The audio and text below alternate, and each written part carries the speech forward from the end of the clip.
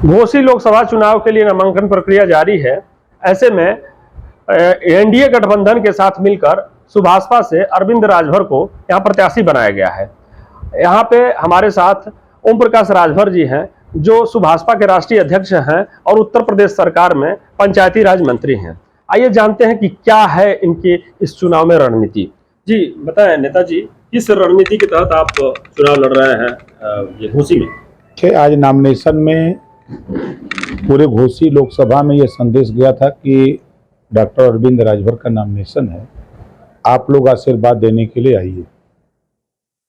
तो लोग आशीर्वाद देने के लिए हर कम्युनिटी के लोग, मैंने देखा कि बैनर लगा करके सामान्य वर्ग, नीचे डॉक्टर संतोष पांडे, अनिमेश पांडे, इस तरह का, सुनील सिंह, अंकित सिंह, मतलब हर कम्युनिटी के लोग अपना अपना बैनर लेकर के समर्थन में मैदान में दिखे। और जो जोश एक होता है ना कि चलो भाई वोट दे दिया जाएगा, लेकिन एक जोश और जुनून जज्बा लोगों में जो है वो मोदी जी और योगी जी पर विश्वास है और ओम प्रकाश राजभर पर ये उनको भरोसा विश्वास है कि हमारा नेता जो कर रहा है मोदी जी के साथ, जो मोदी जी कर रहे हैं, योगी जी कर रहे हैं, उनके साथ हमारा नेता बहुत सही काम कर रहा है। पिताजी, जैसा कि आप हमेशा जातीय आरक्षण को लेकर बात करते थे, भारतीय जनता पार्टी इसके जबकि इसको बुन ने नकारा कर दी भारत जातीय जनगणना के लिए, ऐसे में क्या आपका जो वो मुद्दा है वो इस चुनाव में रहेगा या आप मंत्री हैं सरकार में बन के, क्या इसको जारी रखेंगे फिर यही खत्म हो जाएगा? देखिए, मैं आपसे फिर कह रहा हूं, इस देश में जातिवार जनगणना अगर कोई कराएगा तो माननीय नरेंद्र मोदी जी कराएंगे। आप देखिएगा जिस तरह महिला आरक्षण सदन में बार बार आया, ना तो कांग्रेस कर पाई, न सपा कर पाई, न बसपा कर पाई, कोई नहीं कर पाया। किया किसने? माननीय नरेंद्र मोदी जी ने सदन में लोकसभा और राज्यसभा से पास करा दिया। 500 साल तक लड़ते झगड़ते कितने लोग दुनिया छोड़ दिए, ऊपर चले गए, कितने लोग जमीन के नीचे चले गए। 500 साल के बाद भगवान राम का मंदिर किसने बनाया? मोदी जी ने। उसी तरह ये भी काम मोदी जी करेंगे और किसी के बस का नहीं है। तो इसका मतलब आप उनके साथ जुड़े हैं इसीलिए? देखिए, हमको भरोसा है, मोदी जी पर भरोसा है, योगी जी पर भरोसा है और आवश्यकता उत्पत्ति की जननी है। जिन जिन चीजों की आवश्यकता होती है, आपने देखा होगा कि जिक्र आपने अभी हमारी आपकी बात हो रही थी, 9 जुलाई 2016 मऊ रेलवे का मैदान, वर्तमान गृह मंत्री, उस समय राष्ट्रीय अध्यक्ष भारतीय जनता पार्टी माननीय अमित शाह जी जब आए, मैंने गरीबों की समस्या को उनसे अवगत कराया मंच से ही। उसके बाद आपने देखा कि पूरे प्रदेश में इज्जत घर बना, बड़ी संख्या में लोगों को आवास मिलना शुरू हुआ, बड़ी संख्या में लोगों को राशन मिलने लगा, बड़ी संख्या में लोगों को उज्ज्वला योजना का लाभ मिलने लगा। गरीबों के इलाज के सवाल पे एक स्कीम मोदी जी ने बनाई, आयुष्मान कार्ड, 5 लाख रुपए गरीबों के इलाज के लिए। तो ये चीजें जब वहां हम बता रहे हैं, हम लोग जनता के बीच में काम कर रहे हैं। आपने यही देखा 25,000 अकेले महिलाएं आई थी, वही संचालन, वही वक्ता, वही श्रोता, हम लोग भी किनारे बैठ के सुन रहे थे। जब हम लोगों ने पूर्वांचल में महिला आरक्षण को लेकर के हम लोग आवाज उठाना शुरू किया, तो ये आवाज दिल्ली गई और देश के प्रधानमंत्री माननीय नरेंद्र मोदी जी ने महिला आरक्षण बिल लोकसभा और राज्यसभा से पास करा दिया। अब उस पर काम चालू है, 4 साल 5 साल के अंदर वो लागू हो जाएगा।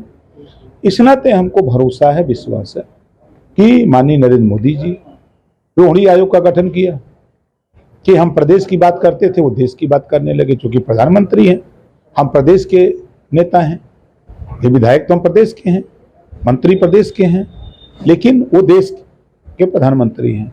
उन्होंने रोहिणी आयोग गठन करके 27% पिछड़ों के आरक्षण को राष्ट्रीय स्तर पर बांट करके देने की बात कही।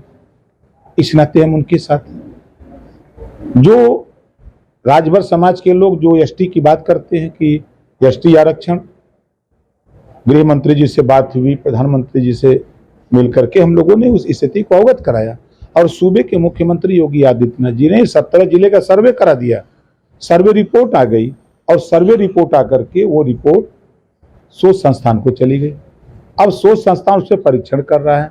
जो परीक्षण हो जाएगा तो दिल्ली चला जाएगा, फिर दिल्ली में सरकार बन रही है, फिर दिल्ली में बात होगी। तो हम लेने के लिए तो तैयार हूं। आज आप उठा के देखिए, मैं दावे के साथ कहता हूं, कांग्रेस, सपा, बसपा के लोग सिर्फ नफरत की बात करते हैं, मुसलमानों को नफरत। और मोदी जी, योगी जी के राज में पहली बार आजादी के बाद आईएएस के कंपटीशन में 51 बच्चे मुसलमान के पास हुए हैं। एक इतिहास है।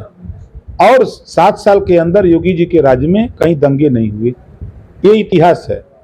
और जो भी केंद्र और प्रदेश की योजनाएं बन रही हैं वो लाभार्थी के खाते तक जा रही, घर तक जा रही हैं। अब मोदी जी की स्कीम, जो नई स्कीम है, हम क्यों उनके साथ हैं?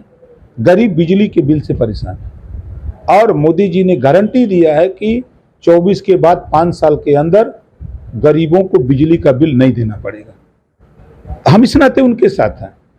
उन्होंने, जब हम चिल्लाते हैं आज 20 साल से, 21 साल से कह रहे हैं हम रोजगार परक शिक्षा, 24 के बाद नई शिक्षा नीति लाकर कक्षा 6 से रोजगार तकनीकी शिक्षा लागू करने जा रहे हैं। हम इस नाते उनके साथ खड़े हैं। तो जो समाज के हित की बात हो रही है और मुसलमान वो नफरत की बात करते हैं, कांग्रेस सपा के लोग, और बीजेपी एनडीए गठबंधन, हम लोग उनके भलाई की बात करते हैं। आज उनके बच्चे आईएएस बन रहे हैं, उनके बच्चे डॉक्टर, मास्टर, इंजीनियर, कलेक्टर बनने की तैयारी कर रहे हैं। और सपा कांग्रेस की दंगे की चपेट में चट्टी पर बैठ के नफरत की बात करते थे और दोष देते हैं भाजपा का। आजादी के बाद नौकरियों में 38% मुसलमान था और कांग्रेस, सपा, बसपा ने इतना बढ़िया काम किया, उनका विकास 1% नहीं बचा। आया मोदी जी क्या कह रहे हैं? आओ, सबका साथ, सबका सहयोग और सबका विकास। यहां कोई नफरत नहीं है। नफरत तो वो लोग फैला रहे हैं जो सिर्फ मुसलमान का वोट लेने के लिए उनको बीच में नफरत फैला है। ये एक आखिरी सवाल है। अभी विपक्ष आरोप लगा रहा है कि आप पंचायती राज मंत्री हो गए हैं और आप जो है, जो पंचायत ग्राम प्रधान हैं या फिर ब्लॉक प्रमुख हैं, जिला पंचायत अध्यक्ष हैं, उनके ऊपर दबाव बना के आप उनको अपने पीछे घुमा रहे हैं उनको, इस पे आप? अच्छा, ये बताइए, हमारे मऊ के जिला पंचायत अध्यक्ष मनोज राय जी हैं, वो बीजेपी के नेता हैं पहले। तो भूपेंद्र चौधरी जी उनके प्रदेश अध्यक्ष आ रहे हैं तो नहीं आएंगे?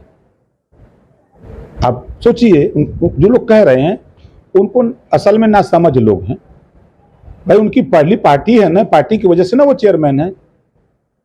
और ओम प्रकाश, एक प्रधान को बता दें, एक प्रधान का नाम बता दें कि जिससे ओम प्रकाश राजभर ने कहा कि तुमको वोट देना है।